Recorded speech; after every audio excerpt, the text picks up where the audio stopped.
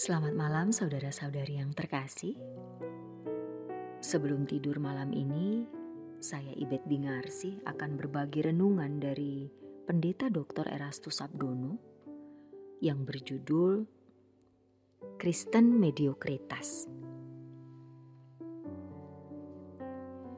Injil artinya kabar baik.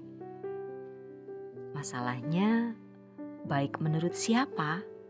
Baik yang bagaimana? Baik versi siapa? Sebab ketika Tuhan Yesus memberitakan Injil, orang-orang Yahudi, termasuk murid-murid Tuhan Yesus, tidak memahami maksud kedatangan Tuhan Yesus. Mereka salah memahami Injil. Kesalahan itu disebabkan karena mereka memiliki konsep Mesias yang salah. Mesias artinya the anointed one, seorang yang diurapi. Biasanya yang diurapi adalah nabi atau raja. Perlu kita ketahui bahwa bangsa Israel hidup di dalam tekanan musuh, sehingga mereka sangat menantikan datangnya seorang pembebas, seorang Mesias. Jadi ketika Yesus datang dan mendemonstrasikan kuasa ajaib kesembuhan, kebangkitan orang mati, air menjadi anggur dan lainnya, mereka berharap dia menjadi raja. Itulah sebabnya dalam Yohanes 6, orang-orang mau mengangkat Yesus sebagai raja versi mereka. Karena mereka ingin dibebaskan dari pemerintahan asing dan mereka menaruh harapan kepada Mesias yang tampil seperti Daud. Jadi kita bisa mengerti mengapa ketika Yesus masuk kota Yerusalem, mereka berkata, Hosana, artinya Lord help us. Tuhan, tolong kami. Murid-murid Yesus pun punya konsep yang sama, seperti konsepnya orang-orang Yahudi pada umumnya mengenai Mesias. Itulah sebabnya mereka mengikut Yesus karena mau mengubah nasib mereka dari nelayan menjadi pejabat yang terhormat dan berlimpah materi. Jadi, tidak heran kalau mereka bertengkar tentang siapa yang paling besar di antara mereka yang nanti akan duduk di dalam pemerintahan Yesus. Ketika Yesus bangkit pun, murid-murid masih menuntut bila mana Yesus memulihkan kerajaan bagi Israel. Kisah Para Rasul 1. Yesus tidak menolak fakta adanya pemerintahan. Tetapi Yesus berkata bahwa mereka harus menjadi saksi dulu sampai ke ujung bumi. Dan pemerintahan yang Yesus maksudkan bukanlah pemerintahan duniawi di bumi. Sedangkan mereka mengharapkan Yesus menjadi Mesias versi mereka. Juru selamat versi mereka di bumi secara duniawi. Yesus adalah juru selamat dunia, tapi bukan juru selamat duniawi. Kerajaannya bukan dari dunia ini.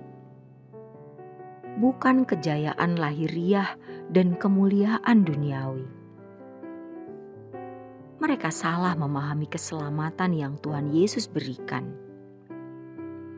Yesus datang membawa pembebasan, namun bukan pembebasan politik, melainkan pembebasan dari dosa. Setelah Roh Kudus dicurahkan, murid-murid Tuhan Yesus mulai mengerti maksud kedatangan Tuhan. Di dalam 1 Petrus 1 ayat 3 dan 4, kita dapat membaca bahwa Petrus telah memiliki peta yang benar mengenai Injil. Terpujilah Allah dan Bapa Tuhan kita Yesus Kristus, yang karena rahmat-Nya yang besar telah melahirkan kita kembali oleh kebangkitan Yesus Kristus dari antara orang mati kepada suatu hidup yang penuh pengharapan, untuk menerima suatu bagian yang tidak dapat binasa, yang tidak dapat cemar, dan yang tidak dapat layu, yang tersimpan di sorga bagi kamu. Petrus sudah mengerti bahwa kiblatnya bukan kerajaan duniawi, bukan kemakmuran duniawi, melainkan kerajaan surga. Selanjutnya, Injil inilah yang mereka beritakan. Dan ternyata orang yang menerima Injil hidupnya tidak menjadi nyaman atau tentram, namun justru menghadapi pencobaan-pencobaan. Hidupnya menjadi sulit, dan itu harus terjadi sebagai ujian. Sebab dengan menjadi orang percaya, mereka harus rela kehilangan harta, keluarga, nyawa, dan kenyamanan hidup. Orang-orang yang tidak nyaman dan tidak mapan dalam hidupnya lah yang berpotensi besar untuk ikut Yesus. Kalau seorang nyaman dan mapan hidupnya, ia harus rela kehilangan segala sesuatu. Tidak ada Kristen mediokritas atau setengah-setengah seperti banyak orang Kristen hari ini. Kekristenan haruslah sungguh-sungguh segenap hati atau tidak sama sekali. Dan Injil diberitakan untuk mereka yang tidak lagi memiliki pengharapan hidup yang nyaman di bumi ini. Injil yang Yesus ajarkan berfokus pada kehidupan yang akan datang. 1 Petrus 1 ayat 3 dan 4. Dan sementara kita hidup di bumi, kita membenahi diri. Dan pasti ada ujian. Apakah kita layak menerima kehormatan atau tidak? Ironis, hari ini jarang orang Kristen memahami hal pengujian ini. Karena mereka memang tidak sungguh-sungguh mengerti Injil yang murni dan tidak menerima Injil yang murni. Injil yang murni adalah kekristenan yang penuh perjuangan untuk tidak terikat dengan dunia. Tuhan Yesus tidak memodifikasi Injil supaya bisa diterima. Ia tidak kompromi, tidak konformistis, tidak menyesuaikan dengan permintaan pasar. Dengan integritas yang sempurna, Yesus menyampaikan kebenaran.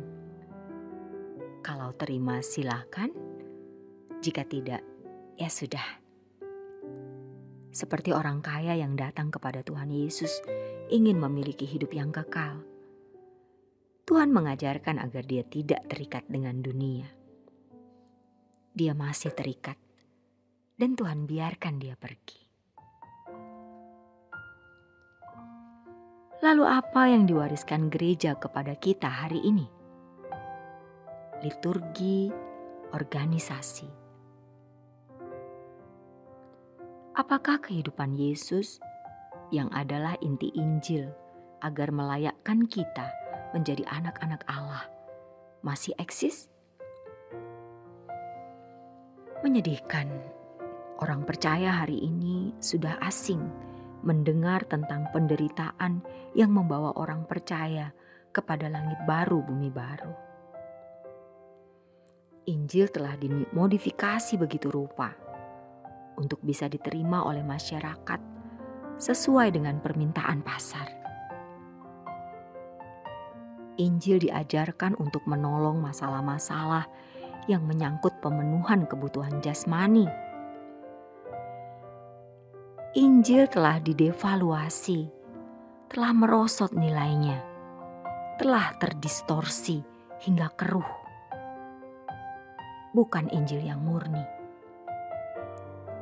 orang tidak pernah diajak berpikir mengenai kekekalan sama sekali, sehingga mereka asing terhadap kekekalan. Padahal kita semua pasti akan menghadapi kekekalan. Tuhan Yesus berkata, Ia tidak bisa menjadikan kita sebagai murid-Nya kalau kita masih tidak mau melepaskan segala sesuatu. Memang kekayaan membuat seseorang merasa nyaman dan aman. Namun itu bisa membuat ia tidak berpikir tentang kekekalan. Sejatinya, kalau kita berurusan dengan Tuhan, kita harus masuk kawasan yang lebih tinggi, yaitu memikirkan perkara-perkara yang di atas, bukan di bumi. Kolose 3 ayat 1-4. Tetapi jangan salah mengerti. Jangan karena memikirkan perkara yang di atas, kita tidak bisa bersaing di marketplace. Orang Kristen yang benar harus kerja keras, rajin, giat, jujur, bersedia mengalah. Jadi, sebenarnya Injil yang murni pasti mengganggu kenyamanan hidup orang percaya. Karena Injil akan merusak kemapanan. Hidup kita singkat, tidak ada kemapanan di bumi ini. Kalaupun ada, tidak lama kita hidup di bumi ini. Kenyamanan dan kemapanan tidak kekal. Apalagi kenyamanan dan kemapanan kita yang ada di bumi ini. Jangan main-main dengan Tuhan. Selesaikan apa yang seharusnya kita selesaikan. Jika kita mengulur-ulur waktu, berarti kita tidak menghormati Dia. Jangan menjadi orang Kristen setengah-setengah, Kristen mediokritas. Kita harus menjadi Kristen yang sungguh-sungguh atau tidak sama sekali. Demikianlah renungan malam kali ini. Kiranya renungan ini memberi pencerahan bagi kita semua. Selamat beristirahat dalam berkat Tuhan.